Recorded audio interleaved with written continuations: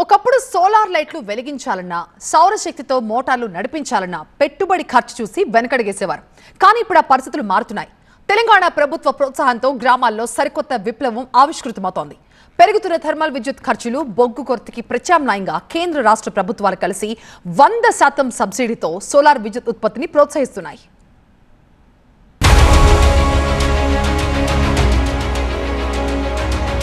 తెలంగాణ పల్లెల్లో సోలార్ కాంతులు వెలుగుతున్నాయి. వినియోగదారులే ఉత్పత్తిదారులుగా మారి ఇళ్లకు వెలుగులు, పంటకు నీళ్లను అందిస్తున్నారు. మిగిలిన కరెంట్ గ్రిడ్ కు అమ్మి నెల నెల ఆదాయం పొందేలా తెలంగాణ సర్కార్ సాయం అందిస్తోంది. 100% సబ్సిడీతో డిప్యూటీ సీఎం నియోజకవర్గంలోని బోనకల్లు మండలం మొత్తం సోలార్ ఫిట్టింగ్ పనులు వేగంగా జరుగుతున్నాయి.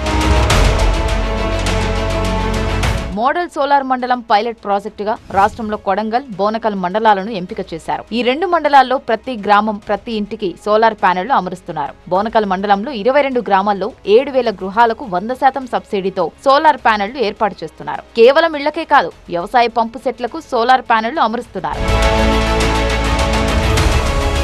బోనకల్లు మండలానికి మొదటి దశలో భాగంగా 200 యూనిట్ల లోపు కరెంటు వాడే గృహాలకు, వ్యవసాయ మోటార్లకు సోలార్ ప్యానెల్ అమర్చుతున్నారు. మండలంలోని 22 గ్రామాల్లో సర్వే చేసి సోలార్ ఏర్పాటుకు అనువుగా ఉన్న 7,200 స్లాబ్ ఇళ్లను గుర్తించారు. ఒక్కో ఇంటికి 136,000 విలువైన 2 కిలోవాట్ విద్యుత్ ఉత్పత్తి చేసే సోలార్ ప్లాంట్ ను ఉచితంగా ఇన్స్టాల్ చేస్తున్నారు. 22 గ్రామాల్లో సోలార్ ఇన్స్టాల్మెంట్ పనులు వేగంగా జరుగుతున్నాయి. ఈ మండలంలో 22 ఊళ్ళు ఉన్నాయి. 22 ఊళ్ళు కూడా సోలార్కు మొత్తం పూర్తిగా కావచ్చింది.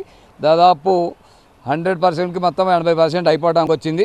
ఇంకొక 20% మందం ఉంది. మేము పెట్టుకోవాలని దాదాపు ₹1,00,000 పైనే అవుతుందని చెప్పారు సార్.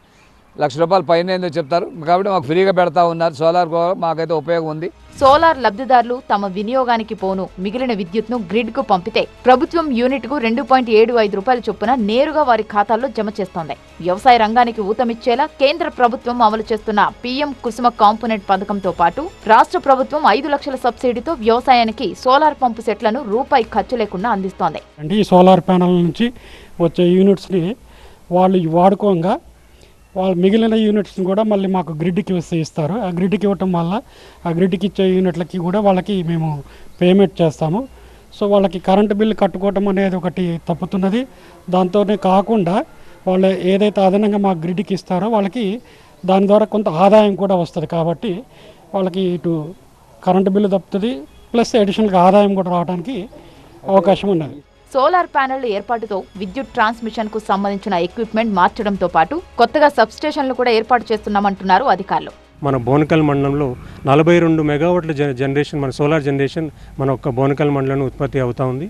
కాబట్టి ఈ 42 మెగావాట్ల సోలార్ జనరేషన్ తట్టుకోవడానికి మేమంతా కూడా శాంక్షన్ తీసుకొని వర్క్ కూడా స్టార్ట్ చేయడం జరిగింది. దానిలో భాగంగానే సబ్స్టేషన్స్, కొత్త 3 సబ్స్టేషన్లు మన బోనకల్ మండలానికి శాంక్షన్ చేయడం జరిగింది. గ్రామీణ ప్రాంతాల్లో గ్రీన్ ఎనర్జీ వినియోగాన్ని పెంచే దిశగా ప్రభుత్వం అడుగులు వేయడంపై స్థానికులు హర్షం వ్యక్తం చేస్తున్నారు. ఒక ఇంటి మీద ఒక సోలార్ పెట్టుకోవాలంటే సుమారుగా 2,50,000 నుంచి 3 లక్షల వరకు అవుతుంది. కానీ గవర్నమెంట్ వాళ్ళు పూర్తిగా బట్టి విక్రమార్క గారి సహకారంతో పూర్తిగా ఫ్రీగా మాకు సోలార్ ఫిట్ చేయడం జరుగుతుంది.